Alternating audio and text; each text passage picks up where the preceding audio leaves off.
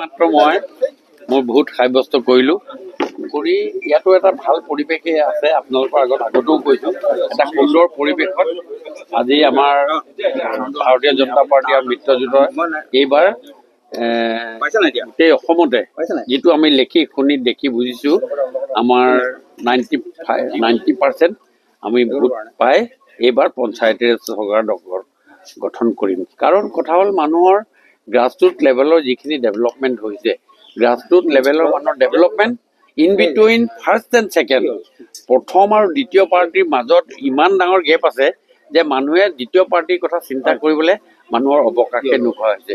সেইকাৰণে মই যিটো দেখিছোঁ একদম মাই গ্ৰাছৰুট এক্সপিৰিয়েঞ্চৰ পৰা মই আপোনালোকক কৈছোঁ যে এইবাৰ 90 to 95% ভোটাৰে ভাৰতীয় জনতা পাৰ্টিৰ সপক্ষে ভোটদান কৰিব। ইতিমধ্যে ছাৰ বিভিন্ন পঞ্চায়তৰ বিনা প্ৰতিদ্বন্দ্বিতা আপোনালোকৰ পাৰ্টি জয় হৈছে ডিব্ৰুগড়। নহয়, এইখিনি চব ডিব্ৰুগড় বুলিও নহয়, আমি বিনা প্ৰতিদ্বন্দ্বিতা জয়লাভ কৰিছে। আমাৰ কিছুমান এনেকুৱা জেগা আছে যিবিলাক মানুহে আমাক ভোট নিদিয়ে, তেনেকুৱা জেগাতো আজি ডিব্ৰুগড় সমষ্টিৰ অন্তৰ্গতত আমি আজি সেইবিলাক জেগাত আমি বিনা প্ৰতিদ্বন্দ্বিতাৰে জয়লাভ কৰিছোঁ। আৰু এইটোৱে হ'ল প্ৰমাণ হ'ল কি সেই অঞ্চলবিলাকৰ ডেভেলপ যিটো হৈছে, ডেভেলপমেণ্টখিনিত মানুহে কুৱেশ্যন কৰিবলৈ ৰাস্তা নাইকিয়া নিচিনা হৈছে। কি প্ৰশ্ন কৰিম, কি হৈছে, আমাৰ এইটো হোৱা নাই বুলি ক্ষোভ প্ৰকাশ কৰিবলৈ তেওঁলোকৰ ওচৰত অৱকাশ নাইকিয়া হৈছে। কাৰণ সেই গোটেই কথাটোত ক্ৰিয়া প্ৰক্ৰিয়া আৰু আমাৰ ওপৰত থকা ডক্টৰ হিমন্ত বিশ্ব শৰ্মা ডাঙৰীয়া চৰকাৰখনৰ ওপৰত আশ্বাস আৰু বিশ্বাস যি ৰাখিছে, সেই বিশ্বাসৰ ক্ৰিয়া প্ৰতিক্ৰিয়াখিনি আজি প্ৰতিফলিত হৈছে আৰু অহা 11 তাৰিখে ইয়াৰ উত্তৰটো আপোনালোক সকলোৱে পাব। ৰাইজে উন্নয়ন চাই ভোট দিব বুলি আপুনি এইটো ক'ব বিচাৰিছে নেকি?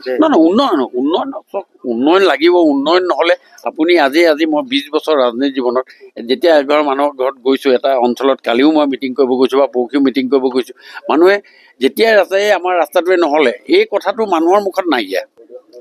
আৰু সেইটো আপুনি কিক এণ্ড কৰ্ণাৰ বুলি যিটো কয় মাৰি আপুনি যেতিয়া খবৰ ল'ব যাব, মানুহৰ ওচৰলৈ গৈ থাকিব, মানুহৰ ৰাস্তাটোৰ খবৰ ল'ব।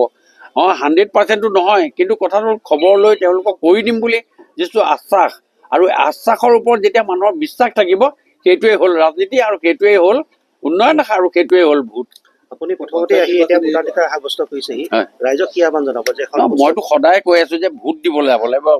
গণতান্ত্ৰিক ব্যৱস্থাত ভোটদান কৰাটো অত্যন্ত প্ৰয়োজন। আপুনি নিজে চাব, আহক আজি এটা সুন্দৰ উৎসৱ চব। ৰাতিপুৱা যেনেকৈ বিহুৰ দিনা মানুহে মাঘৰ বিহুৰ দিনা ওলাই আহে, আজি ৰাতিপুৱা 7টা বজাৰ পৰাই মই নিজেই আজি 4:30 উঠি 5টা 5:30 গা চা ধুই আজৰি হৈ যে ভোট দিবলৈ যাব লাগিব, সেই ব্যৱস্থাটোৰ কাৰণে আজি ওলাই আহিছোঁ। আৰু ৰাইজক আহ্বান জনাইছোঁ সকলোৱে আহক, ভোটটো দিয়ক। ভোট সাব্যস্ত কৰাটো অতি সুন্দৰ ব্যৱস্থা। আৰু এতিয়া আজি যিটো ব্যৱস্থা কৰিছে ভোট দিয়াৰ যিটো, এই ব্যৱস্থাটো সুন্দৰ হৈছে। মই কৰ্তৃপক্ষক মই ধন্যবাদ জ্ঞাপন কৰিছোঁ। সুন্দৰ এটা ব্যৱস্থা হৈছে। এই ব্যৱস্থা চলি থাকিলে আমি 5টা বজাৰ ভিতৰত আমাৰ কাম সম্পূৰ্ণ হ'ব বুলি ভাবোঁ। পঞ্চায়ত নিৰ্বাচন, আগন্তুক বিধানসভা নিৰ্বাচনৰ ডেফিনেটলি এইটোতো আমাৰ 100% হেল্ল' টেষ্টিং। এইটো আমি যিটো আজি এইটো হ'ব, এতিয়া মোৰ এই সমষ্টিৰ অধীনত 1,11,000 ভোটাধিকাৰ সাব্যস্ত কৰিব। 1,11,000 মানুহৰ ভোটৰ দিয়াৰ পাছত তেওঁলোকৰ মনৰ ক্ৰিয়া প্ৰক্ৰিয়াটো আৰু 300 দিনৰ পাছত কিমান বদলি হ'ব বা কিমান কি হ'ব, এই কথাটো আপুনি গম পাই যাব। এইটোৱে আপোনাৰ 70-80% আপোনাৰ ৰিজাল্টৰ পজিটিভ নেগেটিভখিনি আপোনালোকে গম পাই যাব। 1,11,000 পঞ্চায়তী ৰাজ ব্যৱস্থাত ভোটাৰ আছে, বাকীখিনি টাউনৰ ব্যৱস্থাৰ ভোটাৰ ডিব্ৰুগড় সমষ্টিৰ অন্তৰ্গত কৈছোঁ। এইখিনি মানুহৰ মাইণ্ডছেটটো কি হ'ব, কি হৈ আছে, মোৰ প্ৰতি সন্তুষ্ট নে অসন্তুষ্ট, এই আজি ইলেকশ্যনটোৱে 90% ক্লিয়াৰ কৰিছে।